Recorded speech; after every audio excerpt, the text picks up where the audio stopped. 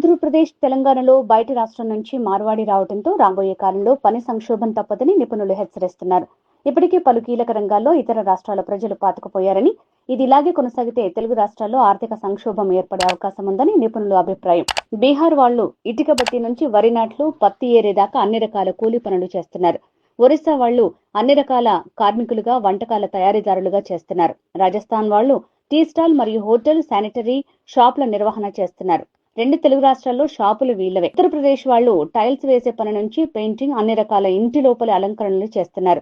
కేరళ వాళ్లు ఇంగ్లీష్ బోధించే టీచర్లుగా పనిచేస్తున్నారు. కర్ణాటక వాళ్లు భవన నిర్మాణ కూలీలుగా పనిచేస్తున్నారు.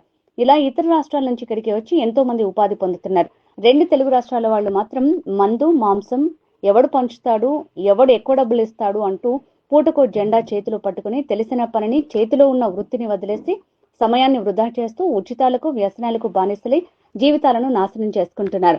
ఇదిలాగే కొనసాగితే రాబోయే కాలంలో ఆంధ్రప్రదేశ్ మరియు తెలంగాణ సంపదను ఇతర రాష్ట్రాలు తీసుకుని పోతే మనవాళ్లు దివాలా స్థితికి వస్తారు. వారు పనిచేసే అలవాటు, వర్క్ కల్చర్ కూడా మర్చిపోతారు. ఆ తర్వాత పని చేస్తామన్నా ఎవరూ పనివని పరిస్థితి వస్తుంది.